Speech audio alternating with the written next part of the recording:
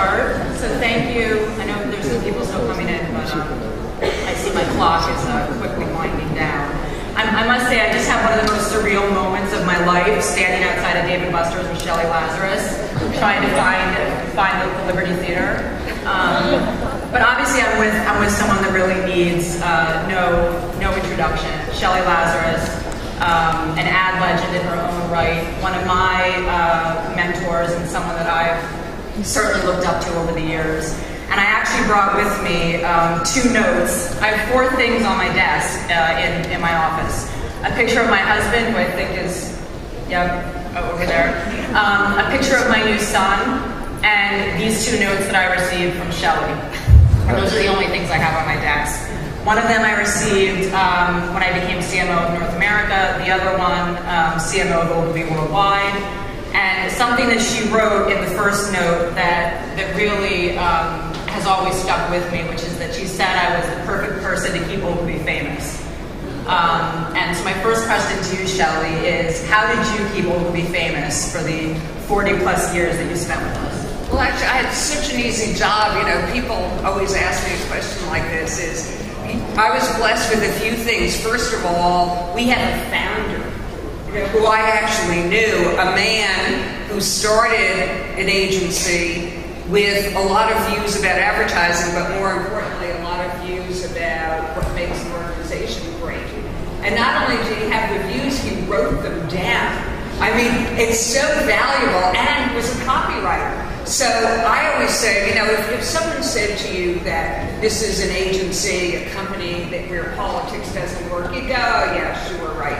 But if someone says to you, we abhor toadies, you never forget that. Right. I mean, so there are like 30 Davidisms, Ogilvyisms, that it's really easy. All you have to do is live by them and then make them relevant for whatever decade you happen to be living in. But it's this enormous gift that we've all been given at Ogilvy. And you just have to believe in it, be true to it.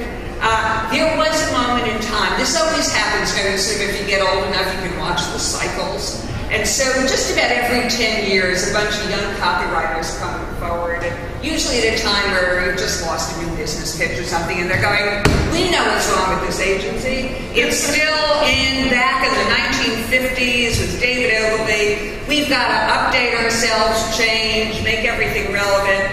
And they go off and you say, okay, well, you express what this agency stands for in your language.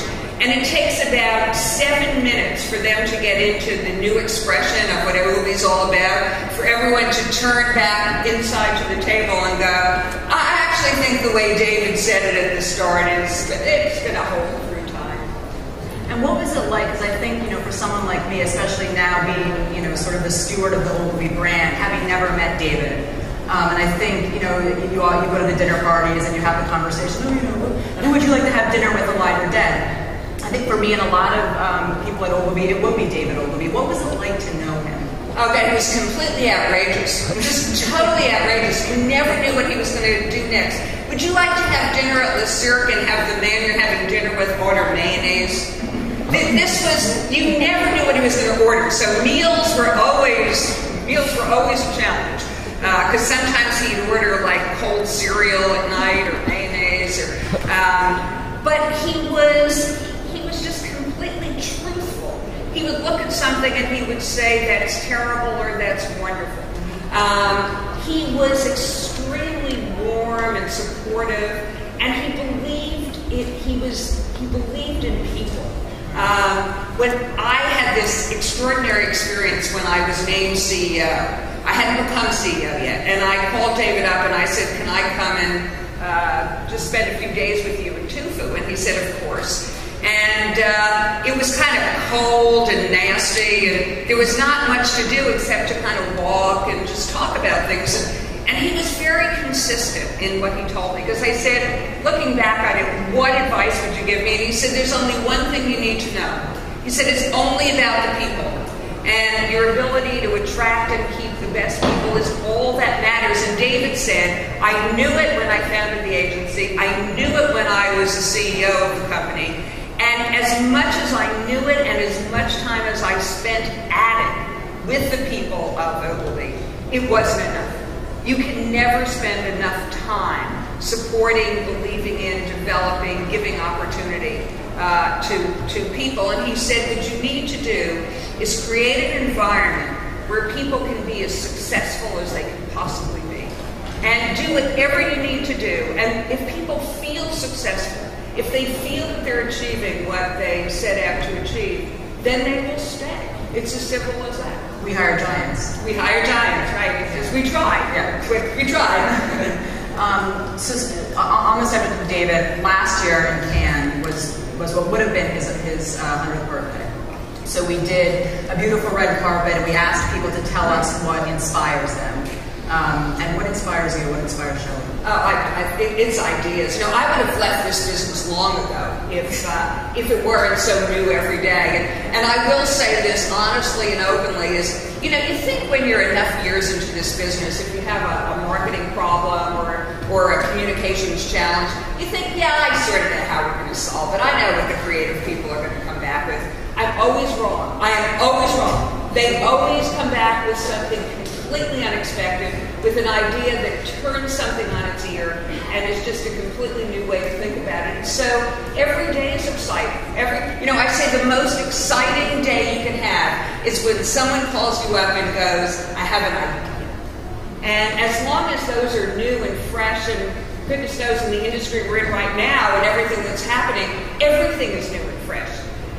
There are people who are uncomfortable making it up as they go along, or admitting they're making it up as they go along. I think that's the most fun you can have. Making it up as you go along, you're not sure what's going to work, you try a few things, and lo and behold, there's a beautiful answer to something. And what do you, speaking of creatives, Steve Hayden wrote a beautiful article about you last week in completely over the top. More than was required. Well, and I know that you and Steve had a very close relationship, and I remember when I first started out in new business, when I was a little, we about 8 years ago, working with you and Steve on pitches was just truly fascinating to me, and seeing your dynamic and seeing the mutual respect and trust. How did you feel like you got the best work out of creatives that you worked with on accounts? Well, it's just what you said. It's mutual respect and trust. You know, every once in a while, I hear people in debates about who has the final word. Is it the account leader or the creative person? I never had this issue ever in my entire advertising career, because in every instance, I had so much respect for my creative partner, and vice versa. Is if he believed in something that strongly, then I presented it. And if I felt that something, needed to be presented or was wrong, he or she respected that as well. And so we never had arguments. But you have to spend time in it.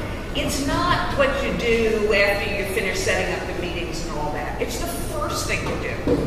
I don't think a day passed by when I was actively really engaged in getting creative work for clients where I didn't spend an hour or two in my creative partner's office. I'd go in there, I'd sit on the couch, I'd sit on the floor, and we would just talk. We'd just knock ideas back and forth. I worked at one point with a wonderful, wonderful creative director she used to say to me, you say it clunky and I'll put it into good words, but just tell me what you think. What do you think the strategy should be? What do you think we should be doing? And so we would just kind of bat it back and forth until there was the germ of an idea. So I was completely involved in the creative work. I never wrote a strategy without my creative partner, ever. Because people are creative, have creative ways of seeing everything.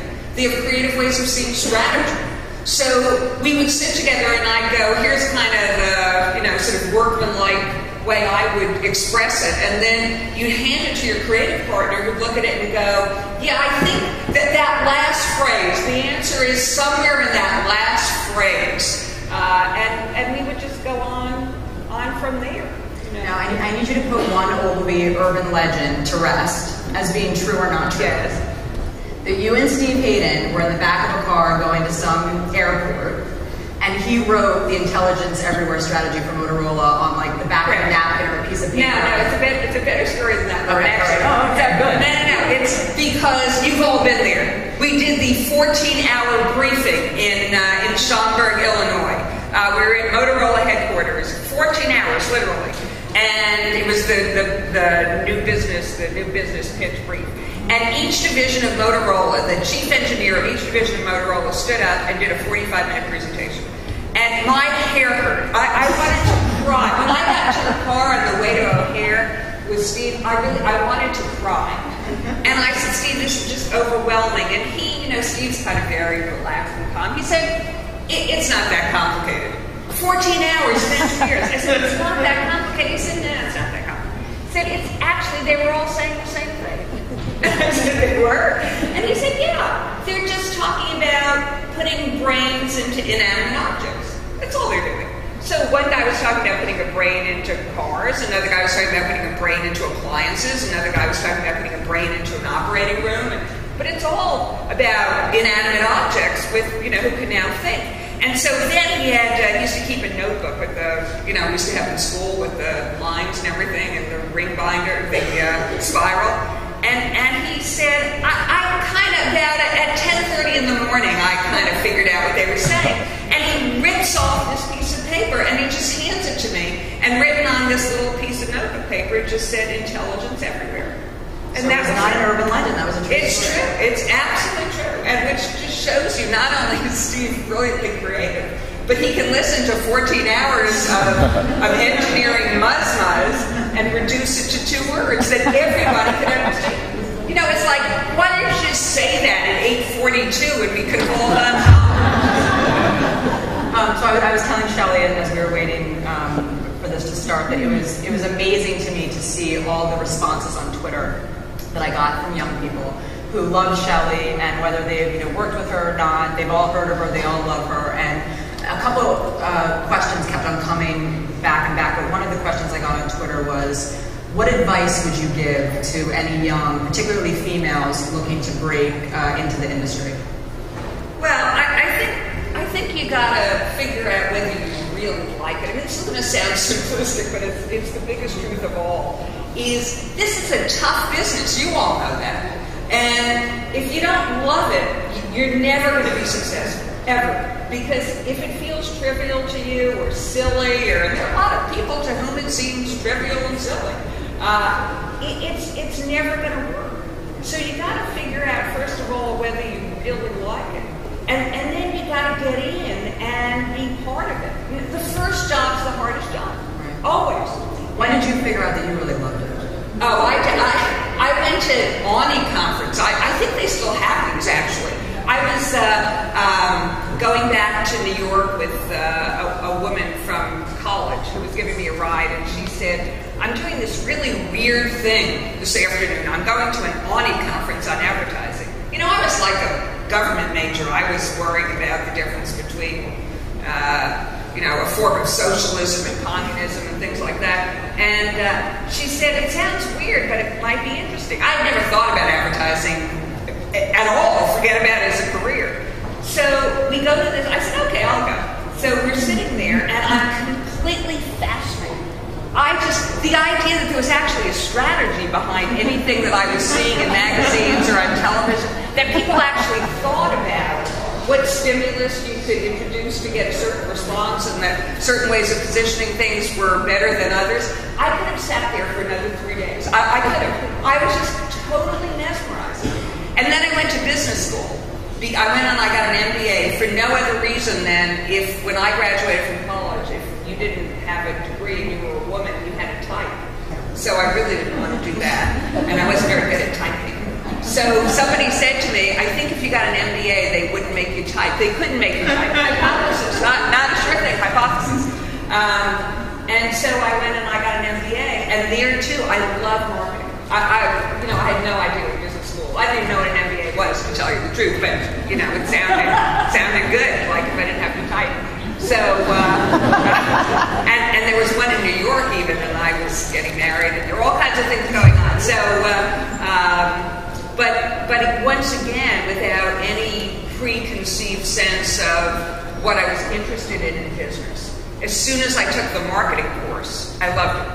And so between the Ani conference and a few marketing courses, I kind of narrowed in, where I wanted to be. And the truth is, you're going to, this sounds silly and all that, it just never feels like work to me. It's these fascinating puzzles that you solve with the most interesting, eclectic group of people you can imagine, and you come out with an answer. And I believe that, because I remember so many times we would be in new business, rehearsals, God love them, and Shelly would come in and we would all be scattered, and Shelly's coming in, in 10 minutes Shelly's going to be here. We need to look like we have our shit together because Shelly's going to be here. And we'd be debating things for hours and hours and hours, and Shelly would come in and just make beauty out of mess in about 5 seconds. And I couldn't figure out if it was just obviously natural gift, but also experience of doing it time and time and time again. And I must say, I could tell how much you loved it. The energy that you would come in with, it was really just intoxicating. It was great. We even did Bentonville, Lauren. Remember all those nights in Bentonville? Did you do Bentonville? That's where Walmart is, in case no one knows that. But just getting back to Columbia for a second. 1 of 4 women in your graduating class. And I went to an all-women's college. So I went from an all-women's college to being 1 of 4 women. Right? So talk to me a little bit, Shelly. There's so much still attention that people give to the female CEO or lack thereof, the female creative director or lack thereof. Talk to me a little bit about what it was like back then and how far we've come and how far you think we still have to go. Yeah, well, we still have very far to go, but I always say impatience is a good thing, but impatience with some perspective is good, because when I started out, and as you say, I was 1 of 4 women in a class of 300, and it is a game of numbers. I was often and usually the only woman in the room in any meeting, which was enormously powerful. Just because invariably we were advertising things that women were buying.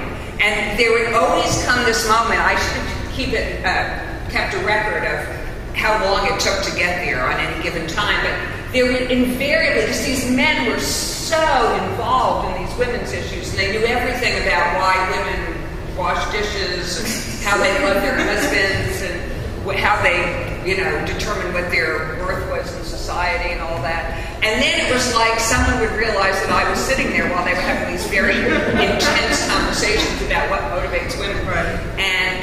And it was usually the most senior guy in the room, the most senior client, would turn to me and go, "Well, Shelly, what do women think?" And for years, I'd say for a decade, I was answering on behalf of all women everywhere.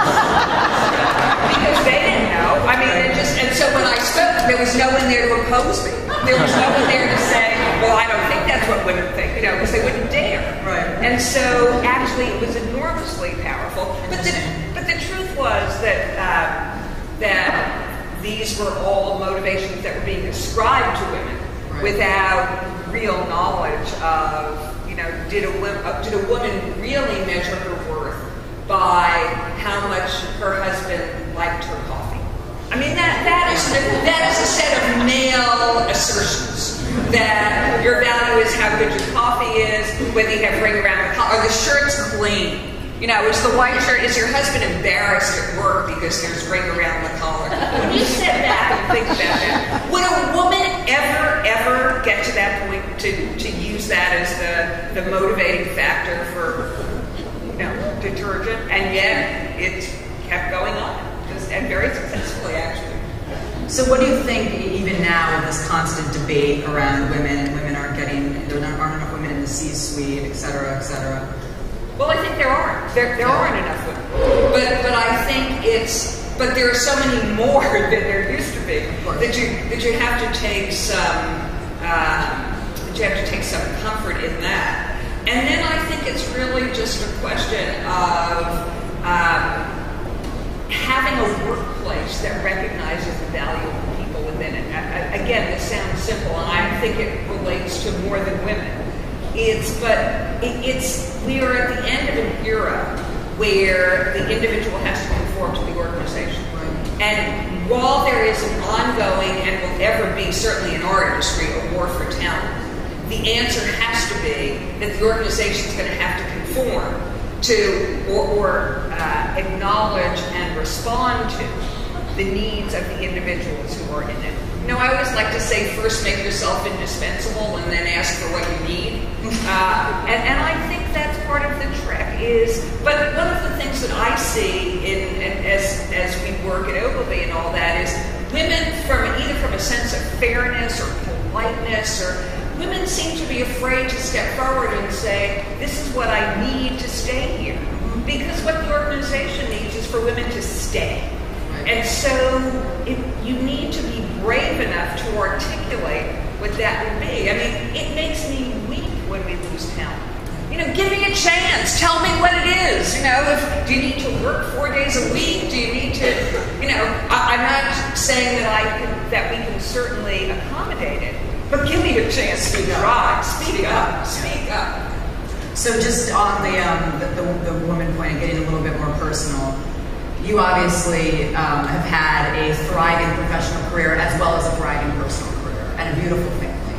And of course, as you know, because I send you pictures ad nauseum, I just had a baby, and I find that even now, even back to work for the 12 days that I've been back to work, it's hard. It's hard. It's hard to balance. It is hard. So give me and the other moms or new moms in the audience or dads some advice on how to really find that balance. Well, it's just a question of sort of setting your own priorities.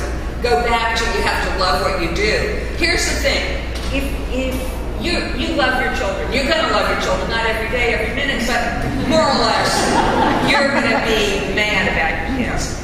If you're not crazy about your work, if you find it frustrating, irritating, unfulfilling, you're going to resent every minute that you're spending away from that which you love, your kids, and spending it on something that you find completely unfulfilling. So that's never going to work. You will never be in balance. One of the things I found in my own life is you can fit into your life everything you love. You almost have an infinite capacity for what you love. What you can't fit in is everything that you find frustrating, boring, stupid. That's what you can't find time for. So you better make sure that your job is something that you really love. And then once that's in balance, then you just have to say, these are my priorities, and let the world know. I always said, I never snuck out to go to the school play, the pediatrician appointment, first day of school. I always walked straight down the center aisle, because if anyone doesn't like it, well, too bad. But you know what? So now I can tell you, because I've been doing this for so long, not one time in my entire professional career did anyone seek me out or scold me or be unhappy with the fact that I had gone to the school play. Here, let's be real honest. The school play is never longer than 25 minutes. It's never longer than 25 minutes. By the time you get there, they think you went to the ladies' room. It's just, you have to be judged by what you deliver, not by the minutes that you're in the office and out of the office. And it's not others who are judging you. This is the other thing that I find crazy. We're our own worst critics.